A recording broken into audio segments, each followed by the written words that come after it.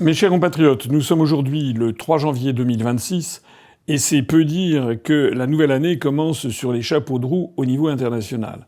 On a appris dans la nuit plus exactement dans la matinée, en fin de matinée à Paris, qu'au petit matin, heure de Caracas, c'est-à-dire vers 10h, 11h du matin, heure de Paris, il y avait eu une opération militaire américaine avec des hélicoptères Apache qui s'étaient précipités, si j'ai bien compris, soit sur le palais présidentiel de Miraflores au centre de Caracas, soit dans un autre lieu, j'ai pas encore parfaitement bien compris la situation, et que le président en exercice, Nicolás Maduro, le président du Venezuela, qui a succédé à Hugo Chavez en son temps, a été arrêté avec son épouse. Ils auraient, d'après ce qu'on a appris d'ailleurs il y a quelques minutes, ils auraient été arrêtés dans leur lit, le président et son épouse, embarqués par des forces spéciales américaines, et ils auraient été transportés par hélicoptère jusque sur des navires américains, des navires militaires. Ils seraient actuellement en train de voguer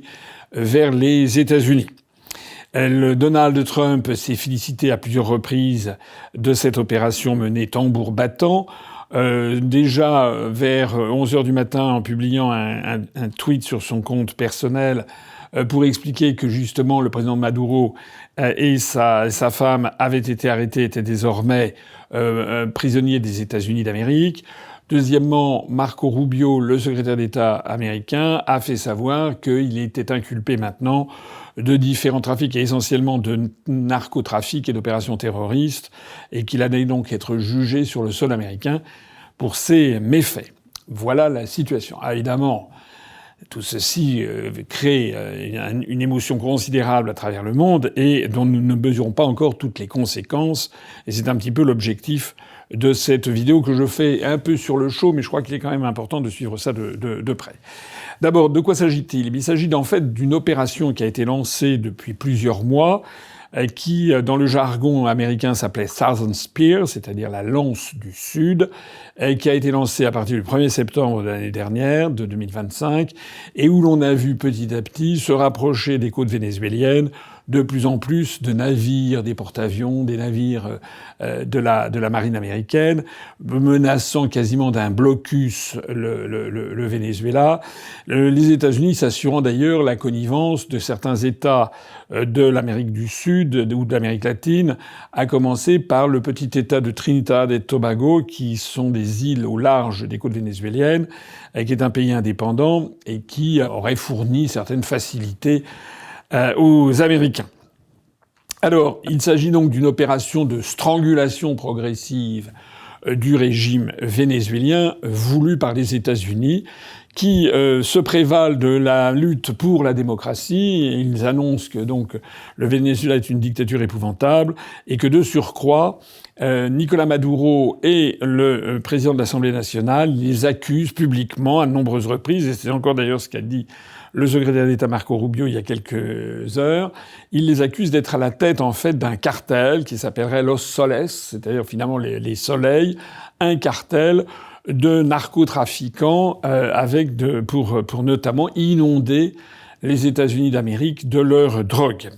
Ça va de pair avec toute une série d'autres accusations qui ont été développées au cours des mois et des années écoulées contre Maduro, sur son caractère dictatorial, sur le fait qu'il était peut-être illégalement président du Venezuela parce qu'on le soupçonne en fait de ne pas être né là où il est né, c'est-à-dire dans la banlieue de Caracas, mais d'être né sur le territoire de la Colombie et d'être en fait un Colombien. Or, la constitution du Venezuela, de la République bolivarienne du Venezuela, quel est son titre exact, interdit que quelqu'un puisse être président de la République du Venezuela s'il n'est pas vénézuélien de naissance, né au Venezuela. C'est d'ailleurs le cas dans d'autres pays du monde, à commencer par les États-Unis.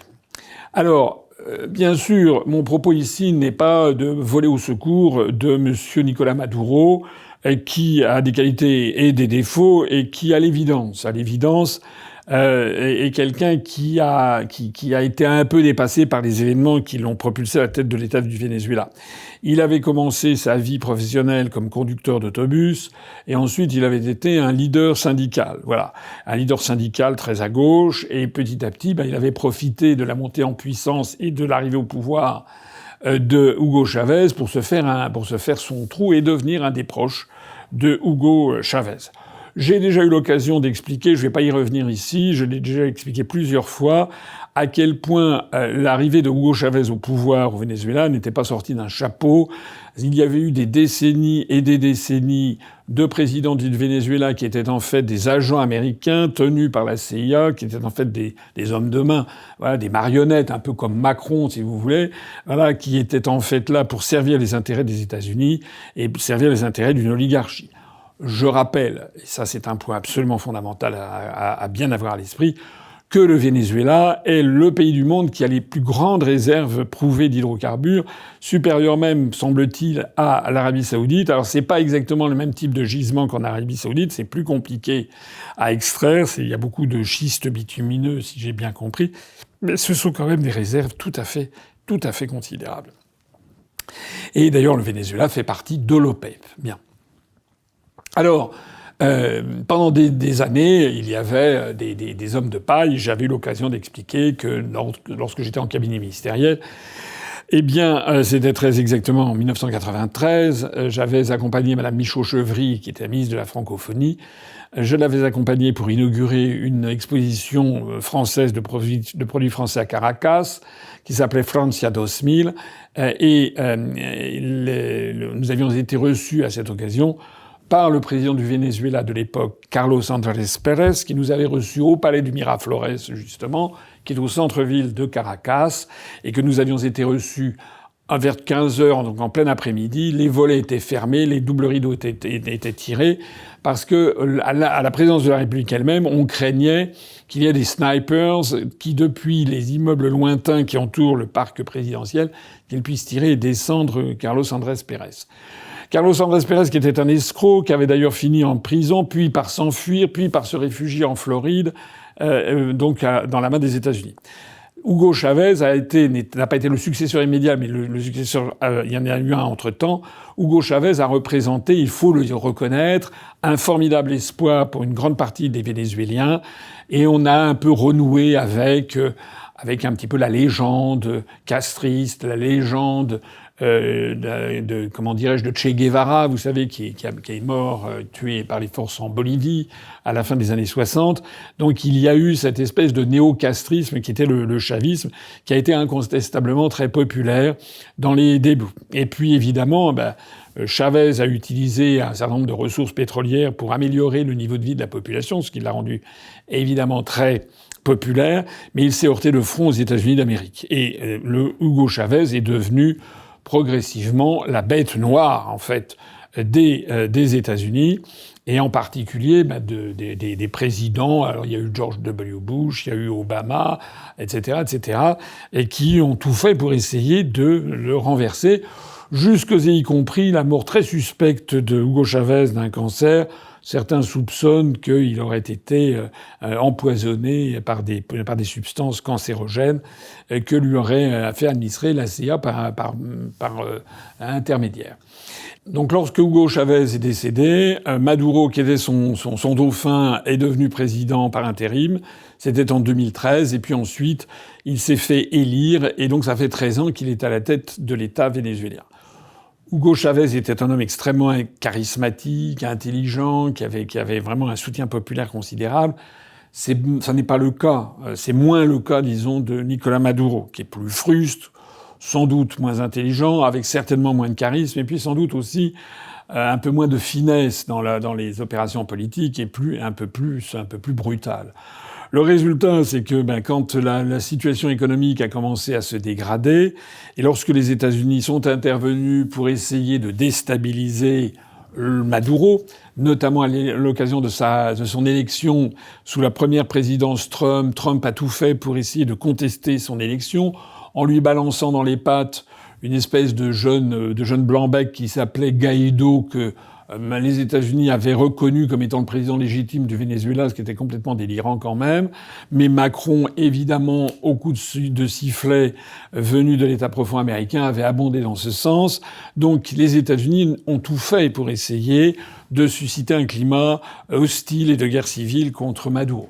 Et Maduro, par ailleurs, confronté à ça, confronté à une crise économique qui s'est installée, confronté aux méfaits d'un État socialisant qui avait fini par un petit peu étouffer la liberté d'entreprendre, a versé, un peu malheureusement, comme c'est souvent le cas dans ce genre de situation, vers un régime de plus en plus sévère, de plus en plus dictatorial, censurant les mauvaises informations, etc., pour établir en fait une quasi-dictature. On n'a pas beaucoup de leçons à donner quand on est en France, compte tenu de la situation de la France. Mais enfin, c'est un fait que le Venezuela, en 2025-2026, de Maduro, n'est plus le Venezuela auquel ont pu rêver les populations sud-américaines et même mondiales, qui était celui de Hugo Chavez dans les années 2000, au début des années 2000. Voilà, c'est plus la même chose.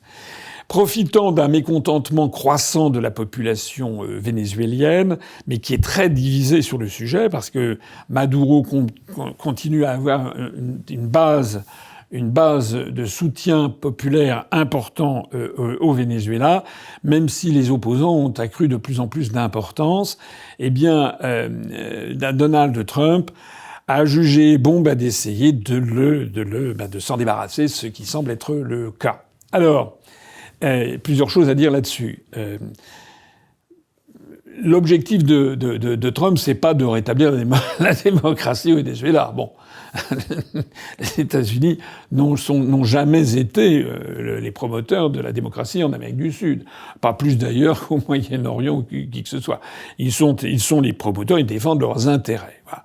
Or, les intérêts nationaux des États-Unis, c'est évidemment d'être très embarrassés par cette espèce c'est plus qu'un poil à gratter, c'est ce caillou dans la chaussure aux États-Unis, puisque les États-Unis, je rappelle, depuis la doctrine du président Monroe de 1823, les États-Unis estiment, c'est la fameuse doctrine Monroe que certains disent d'isolationnisme, mais c'est pas du tout la bonne définition. Depuis ce qu'on appelle la doctrine Monroe, donc dans la première moitié du XIXe siècle, les États-Unis considèrent que l'ensemble du continent américain, Amérique du Nord, Amérique centrale, Amérique du Sud, relève de leur responsabilité et que donc les Européens doivent dégager. C'est ça que ça veut dire la doctrine Monroe. C'est pas du tout de l'isolationnisme, c'est plutôt chasser l'Europe de l'ensemble du continent américain.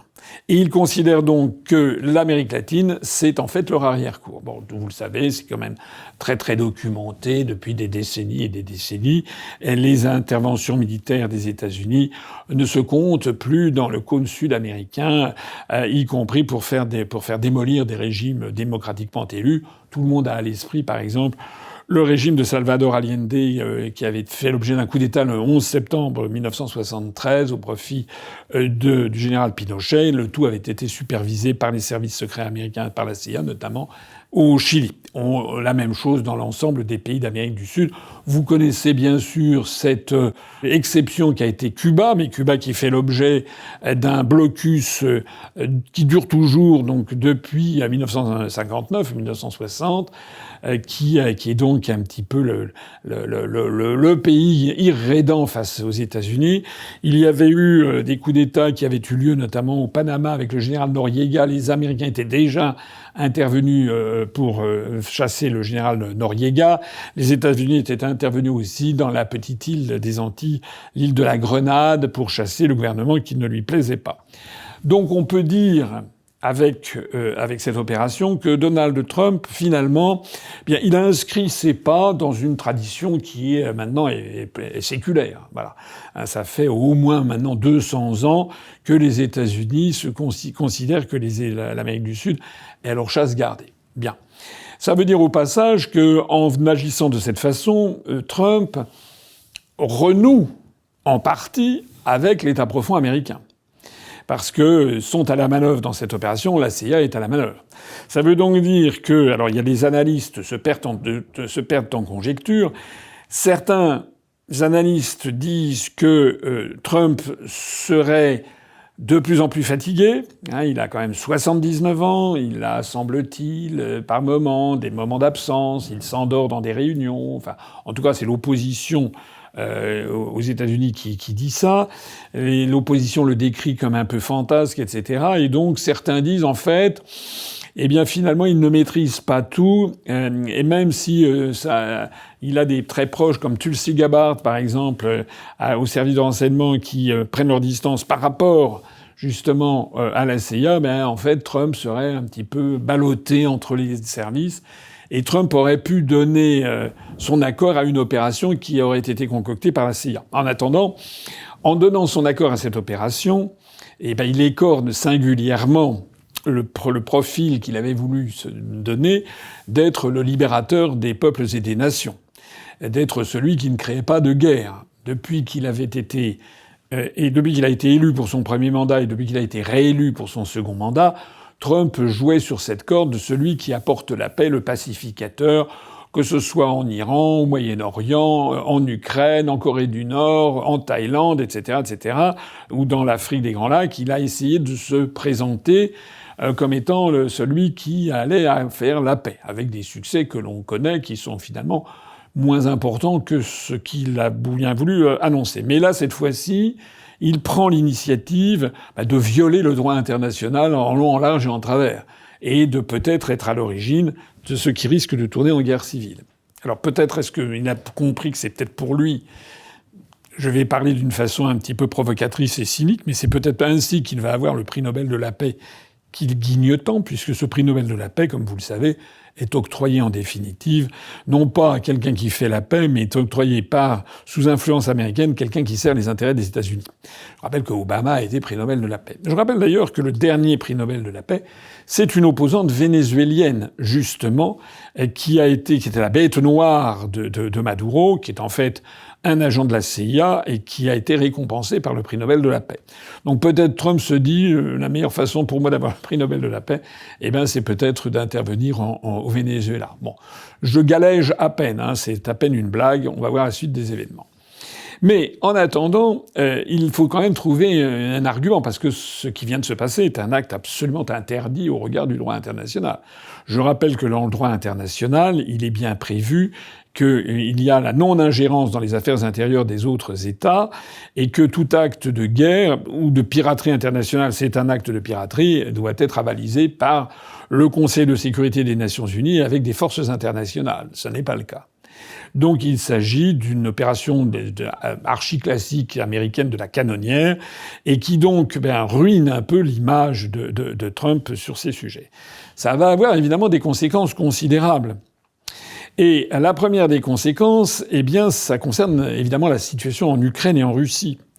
Puisque nous vivons sur un mythe en France et dans les pays occidentaux, dans les pays d'Europe notamment, c'est que Vladimir Poutine serait une espèce de grand croque-mitaine, qui serait intervenu violemment comme ça pour piquer la terre de l'Ukraine et contre le pauvre Zelensky qui serait quasiment un saint héros et martyr. Voilà. Le problème, c'est qu'il y a plusieurs points communs étonnants entre l'Ukraine et le Venezuela, puisque l'argument qui a été donné par l'équipe de Trump et Trump lui-même sur le fait que le Venezuela c'est un État de narcotrafiquants et terroristes, en fait, d'abord c'est faux. En Amérique du Sud, allez consulter Grok, vous verrez, rien qu'en Amérique du Sud, le Venezuela n'est pas du tout un pays producteur de drogue. Les deux principaux pays producteurs de stupéfiants, de narcotiques, et qui d'ailleurs démolissent la société américaine, le premier, c'est le Mexique, où sont fabriquées notamment des usines qui fabriquent le fentanyl, ce produit qui est en train de ravager la Californie, de créer des dizaines de milliers de morts chez les jeunes Américains. Donc c'est au Mexique que ça se passe, avec tous les barons de la drogue du Mexique, un pays frontalier des États-Unis. Ça, c'est le premier point. Et le deuxième pays fabricant de la drogue en Amérique du Sud, c'est la Colombie. C'est là qu'il y a les cartels, justement, de la cocaïne, à partir de la fleur de coca. Et le Venezuela, là-dedans, n'est pas un producteur de drogue. En revanche, c'est une plaque tournante pour le trafic de cocaïne qui, en partie, passe par le Venezuela, pour ensuite, avec des vols de petits avions qui sont juste au-dessus de la canopée de la forêt, et pour ensuite, par l'intermédiaire notamment des Antilles, de l'arc antillais, eh bien, arriver aux États-Unis. Bien. Donc, l'argument selon lequel le Venezuela serait le principal pourvoyeur de drogue aux États-Unis est un argument qui est très fallacieux, puisqu'il faudrait d'abord s'attaquer aux producteurs principaux, qui sont le Mexique et la Colombie. Mais deuxièmement, si on prend au niveau mondial, on s'aperçoit qu'il y a un pays qui est un très grand trafiquant de drogue, c'est l'Ukraine. Et ça remonte bien avant l'affaire Zelensky. Dès 2001, regardez, je vous ai sorti, j'ai retrouvé cette archive, dès 2001, on voyait que l'Ukraine était l'un des principaux pays du monde qui faisait la jonction pour le trafic de drogue à l'intérieur, venant soit de l'héroïne venant d'Asie du Sud-Est, soit de la cocaïne venant d'Amérique du Sud et transitant par l'Ukraine et notamment le port d'Odessa pour ensuite envahir l'Europe de l'Est. Et ça date de 2001. Et vous savez, c'est une organisation totalement non politique qui avait fait ces travaux. J'ajoute que depuis l'affaire Zelensky, depuis que Zelensky est au pouvoir, et depuis la révolution du Maïdan, tout le monde sait, avant et après, que l'Ukraine est le pays le plus corrompu du monde, plus encore que le Venezuela. Que c'est un pays où il y a des trafics de toute nature, pas seulement trafic de drogue, prostitution, trafic d'armes, etc., trafic d'argent sale et compagnie, mais sans compter en plus, cerise sur le gâteau, des mouvements néo-nazis, carrément néo-nazis. Il y a de quoi s'indigner de voir que les arguments utilisés par Donald Trump pour démolir le président du Venezuela ne servent pas contre le président Zelensky et le régime ukrainien, et qu'au contraire, les États-Unis d'Amérique et l'Union européenne tiennent à bout de bras le régime de Zelensky, qui est bien pire, si l'on peut dire, que le régime de Maduro sur ces questions de trafic de drogue. Voilà. On voit donc bien que tout ça, c'est un paravent. C'est pas de ça qu'il s'agit. Ce dont il s'agit pour les États-Unis, c'est de s'assurer d'abord de se débarrasser d'un dictateur de gauche qui fait mauvais effet dans le précaré américain tel qu'ils le conçoivent. Deuxièmement, c'est de s'assurer de remettre la main sur les principales réserves en hydrocarbures du monde. Ce qui met la puce à l'oreille. Parce que ça veut dire que si les États-Unis veulent s'assurer ça veut dire que peut-être c'est pour ne pas être affecté par une crise pétrolière majeure qui pourrait survenir au cours de l'année 2026. Et quelle pourrait être cette crise pétrolière majeure au cours de l'année 2026 ? Ça pourrait être, par exemple, s'il y avait une attaque israélienne contre l'Iran. Puisque je rappelle que Israël a fait savoir qu'il réattaquerait l'Iran. Je rappelle que Netanyahou, le premier ministre israélien Benjamin Netanyahou, est en ce moment même, il a passé le réveillon, je crois, à Mar-a-Lago, c'est-à-dire dans la résidence de Floride de Donald Trump. C'est à croire d'ailleurs qu'ils étaient ensemble, lui et Donald Trump, Netanyahou et Donald Trump, au moment de cette opération pour aller s'emparer de Maduro. Alors évidemment, si les États-Unis mettent la main sur le marché des hydrocarbures du Venezuela, ça ne les dérangerait pas, bien qu'il y ait une attaque contre l'Iran, que le Moyen-Orient s'embrase, au propre comme au figuré, qu'il y ait des ruptures d'approvisionnement d'hydrocarbures dont les Américains seraient exempts. En revanche, qui serait pénalisé par ces ruptures ? Ça serait d'abord et avant tout, encore une fois, les pays d'Europe, qui encore une fois leur est gros gens comme devant, et puis accessoirement des pays comme la Chine, qui est devenu un pays important en matière d'importation d'hydrocarbures venus du Moyen-Orient, même un très gros importateur désormais, et aussi d'ailleurs un importateur de produits du Venezuela. Parce que cette décision de Trump, il faut le savoir, s'est manifestée, l'arrestation de Maduro a eu lieu quelques heures après, c'est pas quelques jours, c'est quelques heures après que Maduro avait reçu au palais présidentiel de Miraflores, justement, une délégation chinoise, composée de l'ambassadeur de Chine, de la République populaire de Chine au Venezuela, mais composée également de l'un des vice-ministres des Affaires étrangères qui était venu spécialement de Pékin, et quelqu'un je crois, du cabinet plus ou moins de Xi Jinping. Donc une délégation officielle, c'était pas du top niveau, mais c'était quand même une délégation officielle chinoise de très haut niveau qui était venue redire le soutien de la République populaire de Chine au régime de Maduro. Sachant que la République populaire de Chine est devenue un importateur significatif, très important, de produits d'hydrocarbures venant du Venezuela comme du Moyen-Orient. C'est peu dire donc que cette opération des États-Unis apparaît comme une pierre dans le jardin de Pékin. C'est un camouflet terrible pour la Chine. La délégation chinoise est encore sur place. On l'apprend par les journaux. Donc c'est quand même peu dire. Et c'est peu dire aussi que ça veut dire que la Chine risque de voir se fermer ses ressources en hydrocarbures du Venezuela. Et si par contre-coup il y a un conflit au Moyen-Orient, la Chine risque de voir se tarir ses ressources venues du Moyen-Orient. J'ajoute, bien entendu, que tout ceci a un impact considérable sur les relations avec la Russie, puisque la Russie avait dit et redit son soutien à Maduro. La Russie, qu'est-ce qui va se passer maintenant?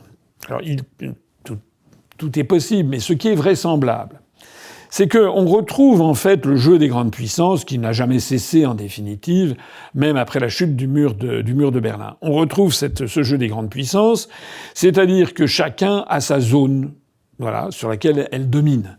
Et donc, je verrais assez bien, je peux me tromper, mais je verrais assez bien que la Russie proteste de façon vigoureuse en dénonçant avec la plus grande fermeté ce qui vient de se passer au Venezuela, mais ça c'est ce que les anglo-saxons appellent lip service, c'est-à-dire le service des lèvres. C'est des trucs à la Macron. Hein. Je condamne fermement, tout le monde s'en fout. Donc ça, c'est normal que ça devrait être ce que devrait dire la Russie. Mais, et ça on va le voir dans les jours qui viennent, ça pourrait être la contrepartie c'est que les États-Unis, la Russie, en gros, ferme les yeux parce que les États-Unis reprennent leur impérium sur le Venezuela.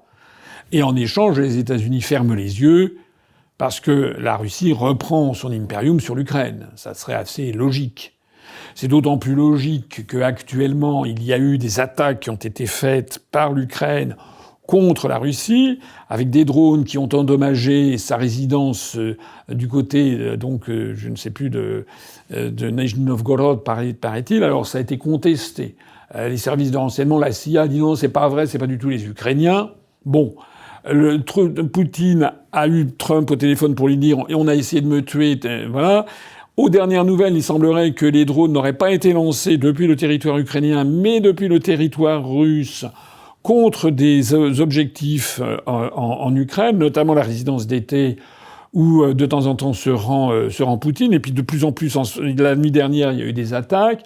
Or, ces drones auraient été lancés depuis le territoire russe par des forces infiltrés sur le territoire russe, et dont certains disent qu'en fait ce ne serait pas spécialement des Ukrainiens, ou ce seraient des Ukrainiens et d'autres forces, par exemple des Britanniques, qui auraient été formés et qui seraient coordonnés par la CIA américaine.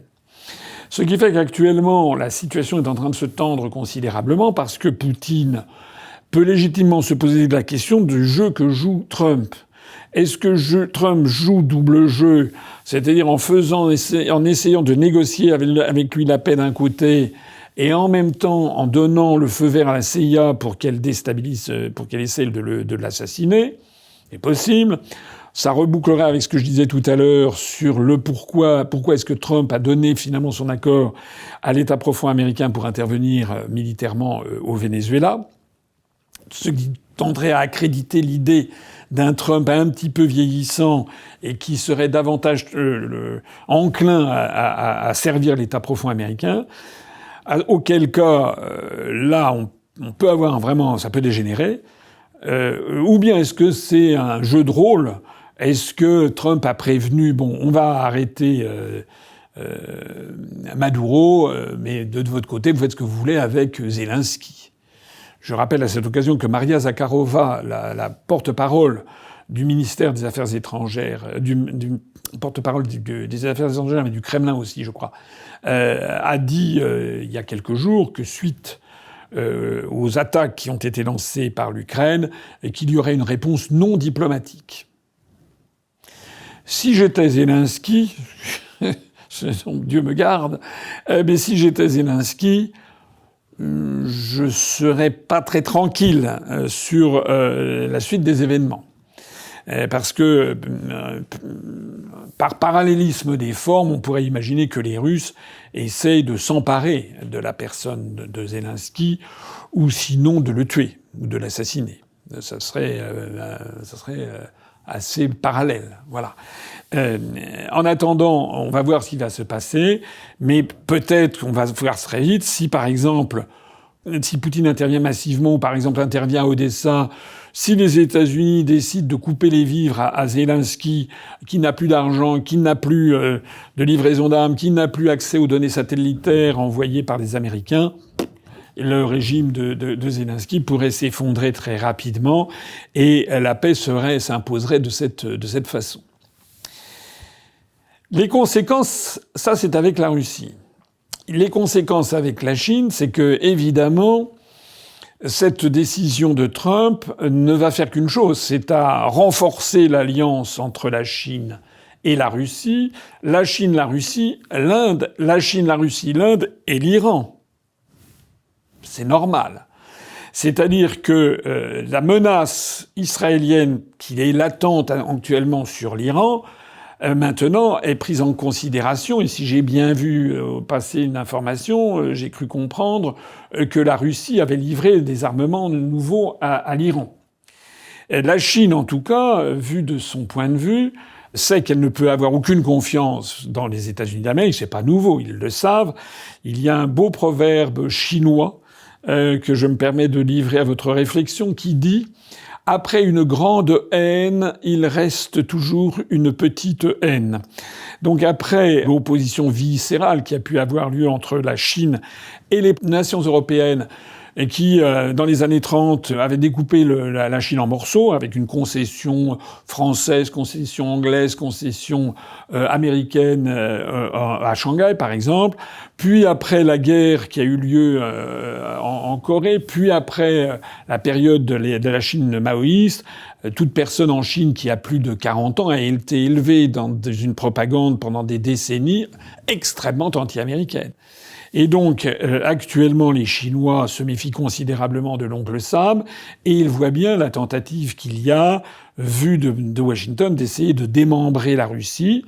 J'en ai parlé, c'est l'un des ressorts essentiels de ce qui se passe en Ukraine. C'est en fait le démembrement de la Russie et aussi le démembrement de la Chine. Donc, vu de Pékin, cette intervention militaire aux États-Unis renforce certainement la volonté d'intervenir à Taïwan.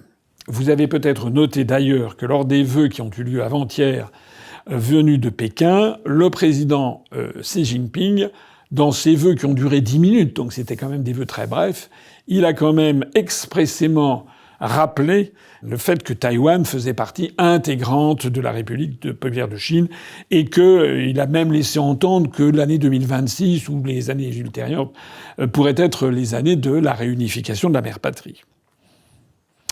En d'autres termes, tout ceci sent le soufre, et on voit bien que si les États-Unis s'engluent au Venezuela, si les États-Unis sont entraînés dans la guerre avec l'Iran par Benjamin Netanyahou, les Chinois pourraient se dire on va pouvoir intervenir à Taïwan parce que c'est quand même le moment d'agir. Les États-Unis ne peuvent pas être partout.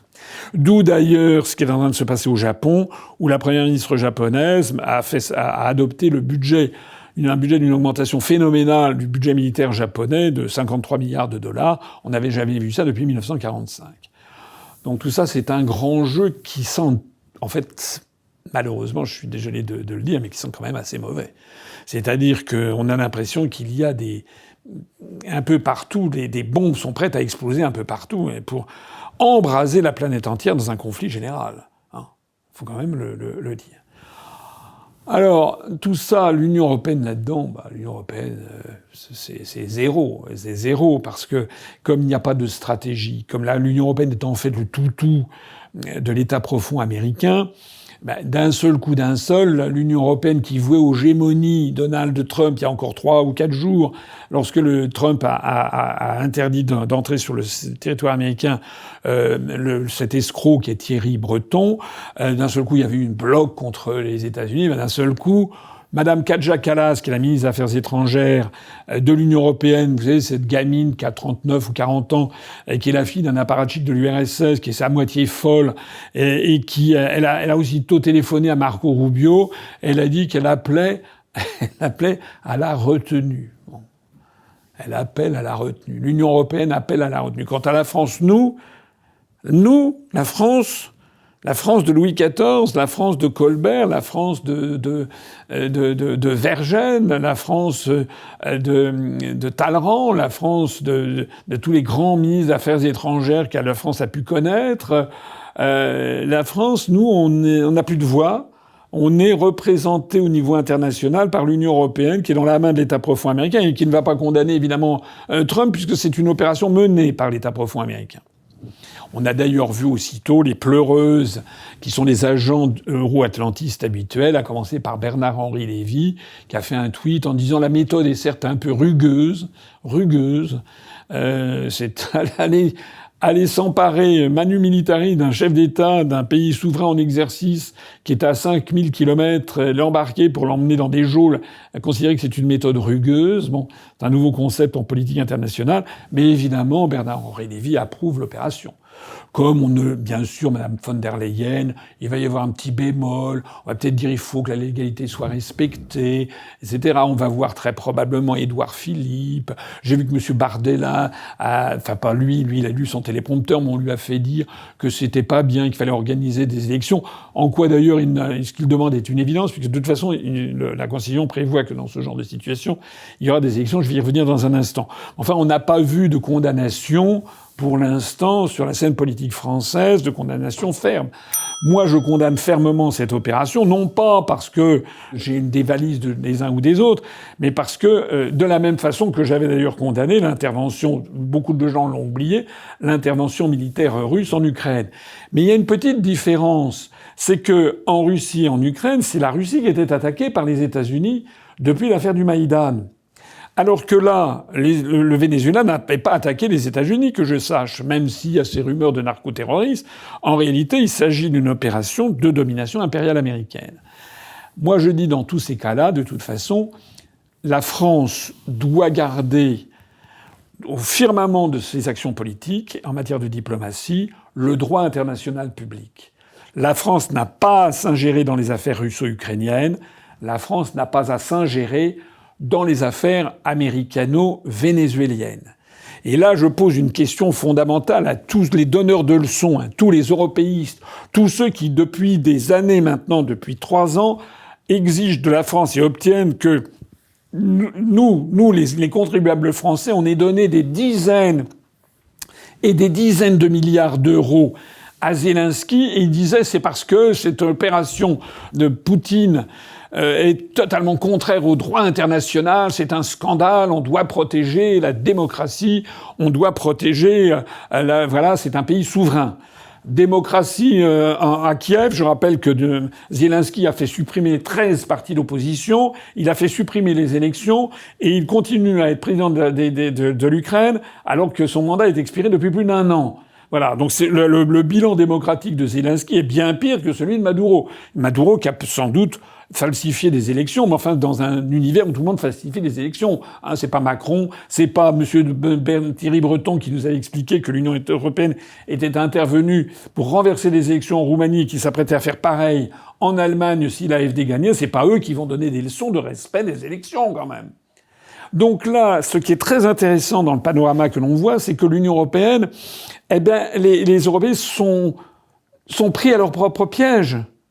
Comment peut-on verser des dizaines de milliards d'euros à Zelensky au motif qu'il faut faire respecter le droit international et que Trump est un pays qui a envahi un pays souverain? Et comment, à ce moment-là, ne pas donner des dizaines de milliards d'euros, si pas à Maduro, du moins à ses successeurs, pour qu'ils luttent contre l'impérialisme américain et entrer en guerre contre les États-Unis? On voit d'un seul coup tomber la façade de mensonge, d'hypocrisie de toutes ces opérations. Qu'est-ce qui va se passer maintenant immédiatement ?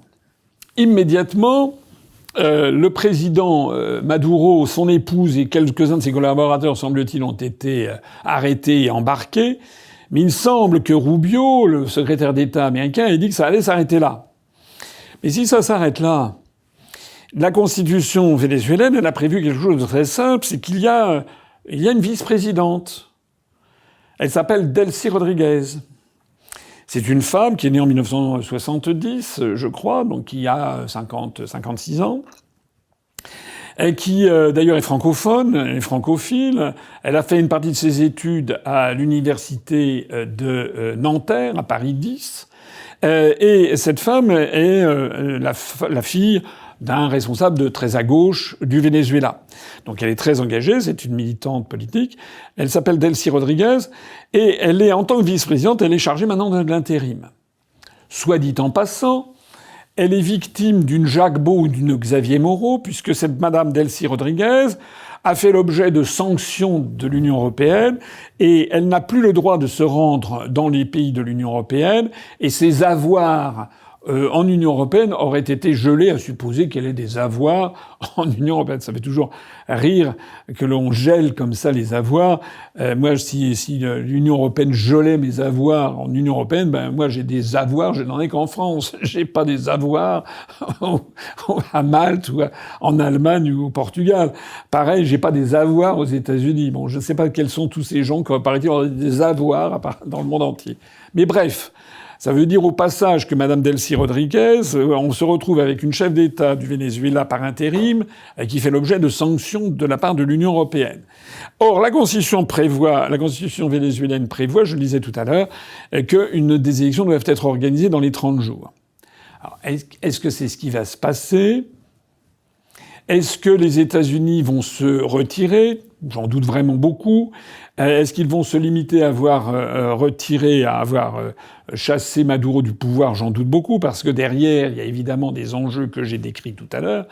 J'ai décrit tout à l'heure l'accès aux matières premières, aux hydrocarbures. Il y a un autre point important, c'est que le Venezuela, de plus en plus, était en train de facturer les productions d'hydrocarbures en yuan quand c'était pour les vendre en yuan en Chine, en roupies quand c'était pour les vendre à l'Inde, etc. C'est-à-dire qu'en fait, le Venezuela était entré dans un processus pour accélérer la dédollarisation de l'économie mondiale. Alors qu'évidemment, si les États-Unis remettent la main là-dessus, ils vont de nouveau réimposer le dollar comme monnaie internationale de règlement et de réserve pour renforcer sa mise.